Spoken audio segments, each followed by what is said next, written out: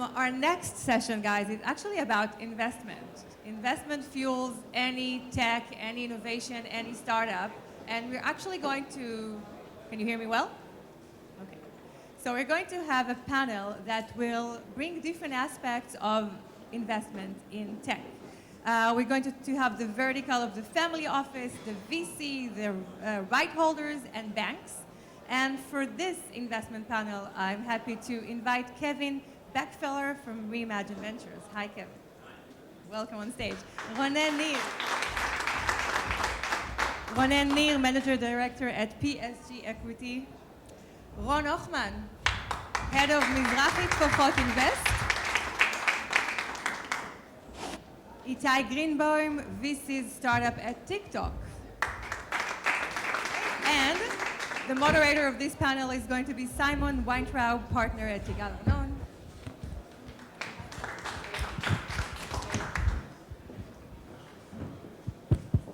Okay. Can you hear me? Okay, great. Great to be here. My name is Simon Weintraub. I'm a partner at the law firm of Yigal Arnon Tadmor Levy. We're the third largest law firm in the country. I've been a venture capital and startup lawyer for the last 20 plus years.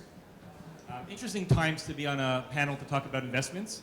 This is great. We have a great panel here because we're going to get to hear from venture capital funds, from banks, from the large strategic players, and it'll be kind of fascinating to hear, generally speaking, how they see investments going into 2023, and in particular, investments in niche areas like sports tech. I mean, sports tech's amazing. I'm just walking around in the exhibition a few moments ago.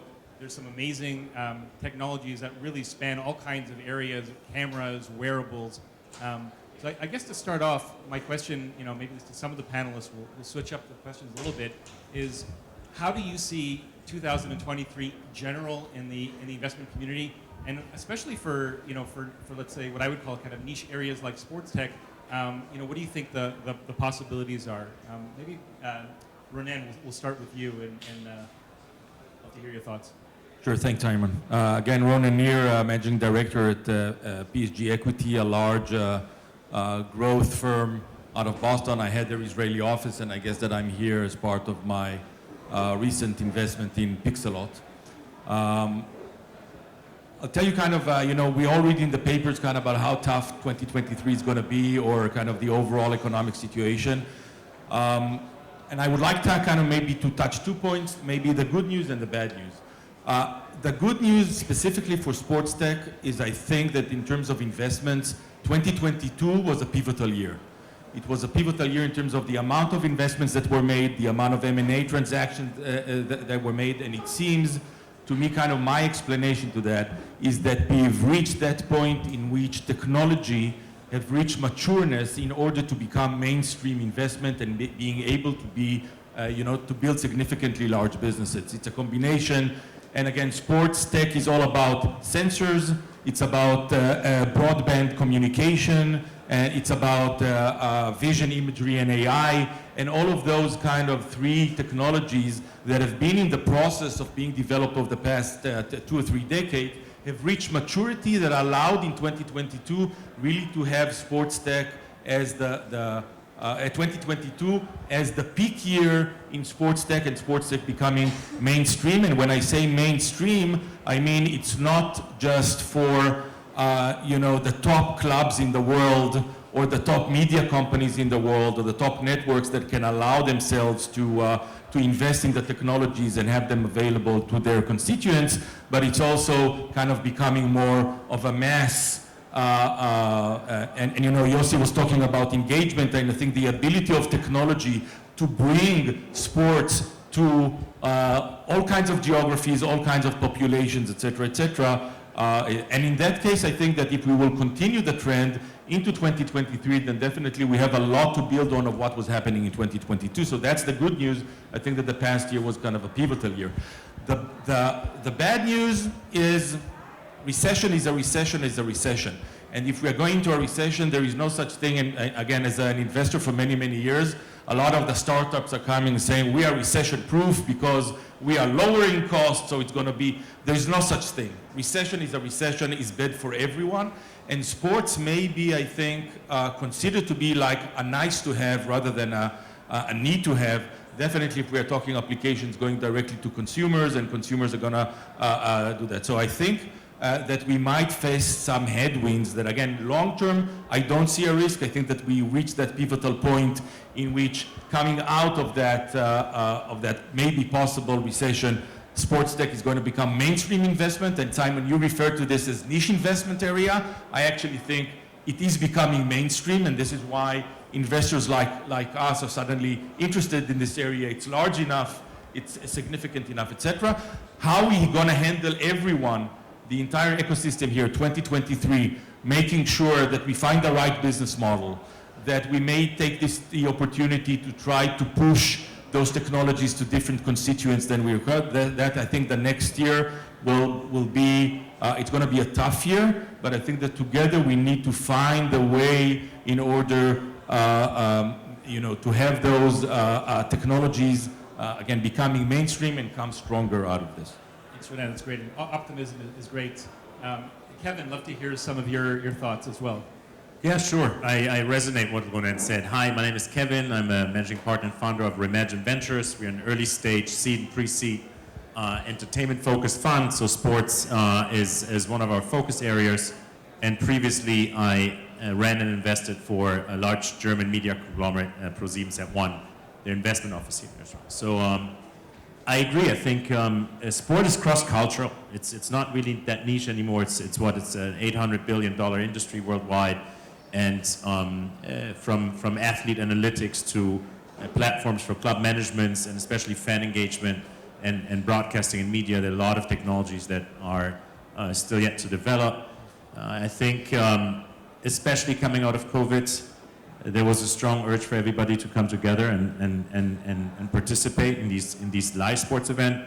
To look at the broadcasting landscape, it's also probably the last really piece that some of the online streamers don't have yet. The broadcasters still own mostly sports. We see Amazon encroaching on that, but sports is so powerful in bringing people together that I think hopefully, as Ronen said, it'll do okay over the next year. And we see some very exciting new areas as well, whether that's for fan engagement in the Web3 space, or whether that's new technologies that are performance-driven and analytics-based.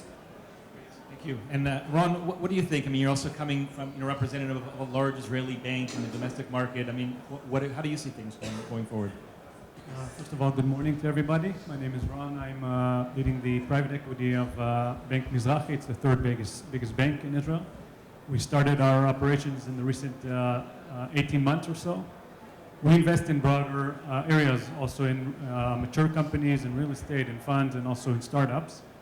As we enter 2023, I think the first part of the year is going to be challenging, as we see in the recent months.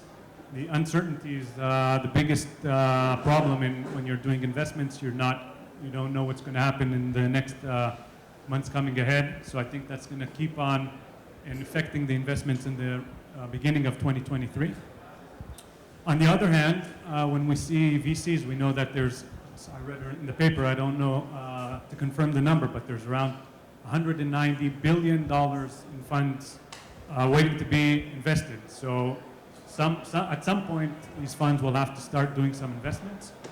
And I think that the companies that will manage to succeed in past 2023, they'll be good companies and enter 2024 much more stronger, and that will be some sort of screening between the good companies and not so good companies. Great. I think maybe I'll change direction a little bit. And Itai, I actually have a question for you as a representative of TikTok here.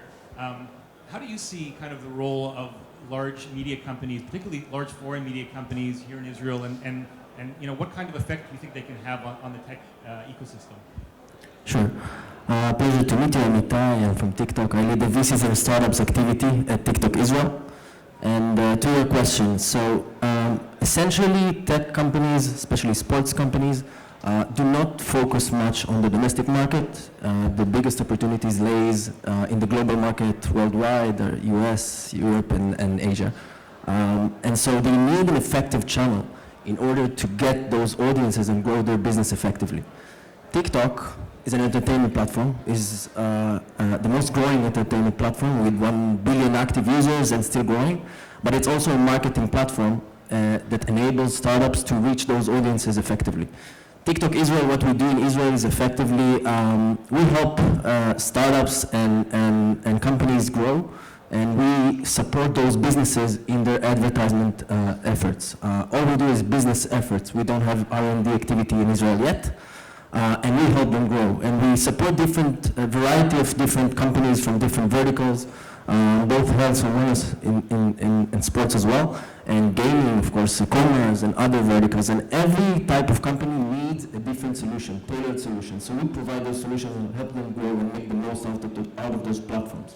So this reach is important for them. We do have tailored solutions, especially for startups, especially these days when the market dynamics are complex and every dollar being spent needs to be more impactful. Startups cannot really afford today to spend marketing budgets without any return. So we help and tailor solutions for them. We launched a new program for startups lately, TikTok for Startups, that does that as well. And we have other solutions for those companies that need support from those large foreign global companies. We also partner with VCs in order to help their portfolio companies. So we have a great room in helping this ecosystem thrive. Great. Maybe to kind of spin that the other way, and Ronen, maybe we'll start with you. I'm curious to hear your thoughts. How do young entrepreneurs, early stage companies, how do they get to the large strategic players? And when do you think there's a too early to get there as well? When is the right time to get? And how do they, and how do they get those contacts? Again, get to? Sorry, how do they reach those contacts? And when is it too early to kind of start, interacting for startups here, start interacting with like large strategic players, large media companies? When is the right time? I think there is never too early, and I think that it goes back to your earlier question, also kind of the macro environment that we are in. I think that the future, and we all talk about innovation, and often when we talk about innovation and early stage, definitely in Israel, we think about, wow, that's a great technology and that's a great AI tool, etc. But at the end of the day, it's all about building businesses. And I think that at the end of the day, if you will not be able to get into a business model, then it will be very hard to survive for you as an early stage company, definitely in this environment. So this is not an environment that people or investors will be willing, to fund just great technologies for the sake of it. And I think that part of this, and talking again with the challenges that we're going to face, the experimentation, so I think that we are moving from, call it, more of a phased approach. I first build the technology, I get into a working product, then I start doing my go-to-market, and then I start scaling, kind of a linear approach that we've seen. This must be a very iterative process, definitely in the sports tech industry, because we are seeing this, I'm seeing this through Pixelot and other things. It's not about our ability to sell the product. We will only be able to sell our products if our customers will be able to make money out of that as well. How is this going to happen? This is an iterative process in which we must partner together with media companies, with media rights owners, etc. And we are experimenting a lot with risk-sharing model in terms of the revenue stream. Can we partner? Can we, take the risk together by enjoy the upside together? What's happening with, the movement of advertising money towards more modern platforms than others? So I think that we are getting closer into the iterative process of finding the right business model. Needs to be done in parallel with developing the technology and developing the product, and therefore the early interactions, it could be media companies, it could be the large clubs, it could be the media owners, it could be the direct to consumers, it could be whoever is the end user for this. We must work together as an ecosystem to break all of those, because as I mentioned before, I think that we have gone into a situation in which technology is mature enough to do so. Whether the business models are there for everyone, there needs to be some work to be done, and that work needs to be done together. Great. Have any thoughts based on your experience? Yeah, sure. So So I was the founder, but I've also invested in companies here in the esports space or Minute Media. So generally speaking, when you're an Israeli company, I recommend to see if you can get a POC done locally. If you come with KPIs to an international league, whether it's the German football league, or whether it's the Premier League, or whether it's a club, and you have KPIs that can prove your promise, that makes a difference. Generally speaking, it's not easy to approach clubs. Often the big clubs are not so keen on handing out their user base. So it really depends a bit on where. But if you have sort of a POC going in Israel and you can see a lot of the Israeli clubs, the Israeli Football Association are willing to pilot with you, that helps. And at the end of the day, once you have those KPIs, I would start establishing that relationship and move abroad. Yeah. Great. Maybe just kind of turn a little bit more to the founders in the room. Any practical advice, and maybe Ron, I'll start with you, kind of practical advice to the founders here. How do they get your attention? How do they get your attention? How do they get the attention from the VCs? Any kind of practical tips you might have? Yes, so can you hear me? I think Israel is a very small country, so everybody knows everybody, and the approach is very easy to get to VCs or to the banks. A lot of companies use investor bankers also that can help them approach. I think what we look for when we invest in companies, and I think that's everybody that's what's looking for, is good people behind the company. We want to see how they interact together. How long ago do they know each other? And that's the very basic about the company that we want to see. Something that I like looking at when I do my due diligence on companies, early stage companies, I like to see their budget and then how they overcame or didn't meet the numbers that they had in their budget. That's something that I like because all the market is so big. So, if you put 1% of the market share, then you get to these numbers, very big numbers. But then I like to see that you know how to put the money where the words are, as you say. So that's something that I very look at liking. And like Ronen said, I really agree that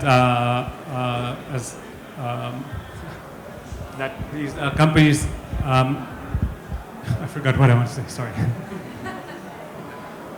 Great. And Itai, what do you think as well, coming from a kind of a different angle? Any practical advice for people starting off, particularly in the sports tech field?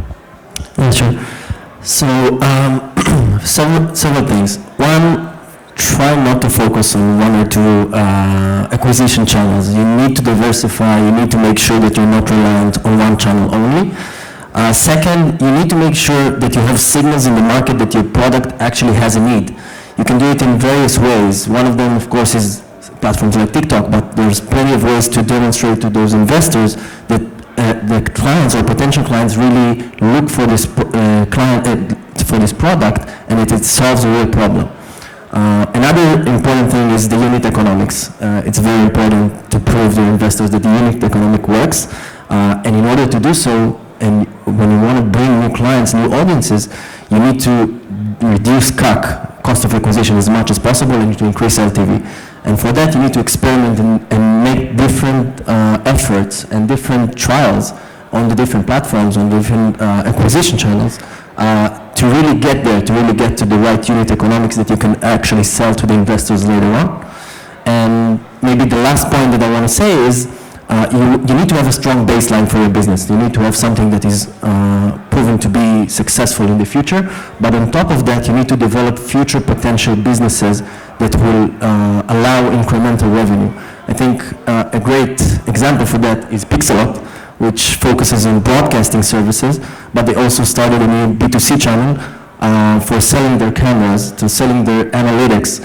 They're actually part of the TikTok for Startups program, which is nice. I'm very proud of it. And this is a nice way to demonstrate that you can always generate new revenue channels on top of your existing strong baseline. Thank you. And maybe, one more question for the investors. So I by the way, I accept the point, calling sports tech niche. I mean, it's not niche in the sense that it expands or it crosses so many different areas, right? Like as I mentioned, it's e-commerce, it could be cyber, it could be a million different things. So be curious to hear from each of you what you see as kind of the up and coming key areas for sports tech, or maybe what you think people should be kind of focusing their efforts. If you had any say about it, maybe we'll start with you, Kevin. Sure. So keep in mind, my background is sort of media and consumer business. So that's the angle I'm going to come from and with. So we see really, especially after COVID, new great opportunities with how to engage fans. So fan engagement is really interesting, whether that's on Web3 or whether that's the fan engagement experience that we hopefully soon have through volumetric video, potential smart glasses. So that's really interesting. But it's across the board. We see on athlete analytics, so companies like Playmaker here in Israel that are doing interesting things.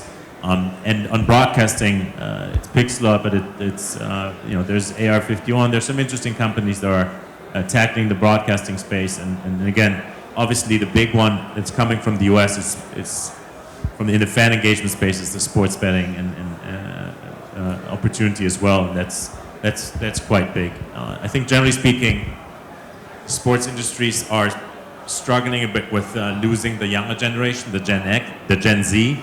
So a big part of what the sports world will do over the next decade is trying to reach out to those younger audiences.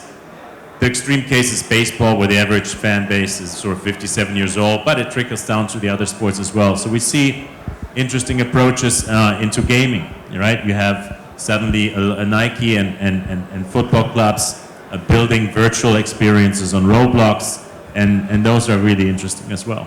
So that's sort of one aspect we'd like to see more of and focus on. Great. And Renan, what are you seeing, or what do you want to see?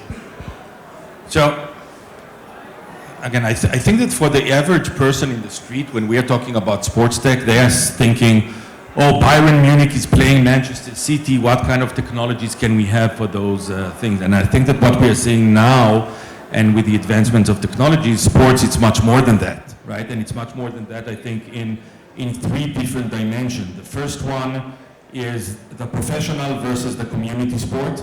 And most people in the world are involved in community sports. Some of this as a leisure, as an education, maybe as a potential career, etc. And there are certain technologies that can support the engagement of those to it. So that's kind of item number one.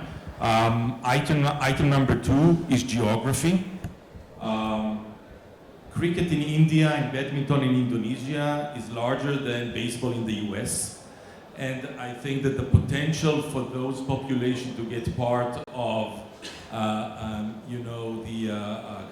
the world stage or the long tail of those sports is very, very important. And the ability of some of the technologies to be able to penetrate those sports, those geographies, etc., are extremely important. And then I think that the third one will be really kind of, I would say, the media. And I think that sports almost equals media. I think that if we take a little, maybe an angle of talking about what's happening in the media section rather than the sports section, then media in general has lost a lot of its viewers to direct streaming from the content providers, to the different, HBOs, Amazon Primes of the world, etc. Broadcast today is sports and news. Sports is critical to the survival of the entire media sector, which is much larger than sports, but is highly dependent on sports and the ability to do that. But at the same time, sports for the other elements could be again part of the new streaming medias that we are seeing in the long tail, right? So in those three areas, I think that we are looking for a lot. Kevin took an approach of what technologies we are seeing, etc. I like to look at it from a markets perspective, where we would like to see the innovations that are disrupting those markets. All three elements that I said are huge markets with a lot of potential over there. Thanks very much. Unfortunately, I think we need to wrap up. I'm getting the signals that we've kind of exceeded our time. This was a fascinating discussion that could go on really for a long time. And thank you very much to the panelists. Thank you very much.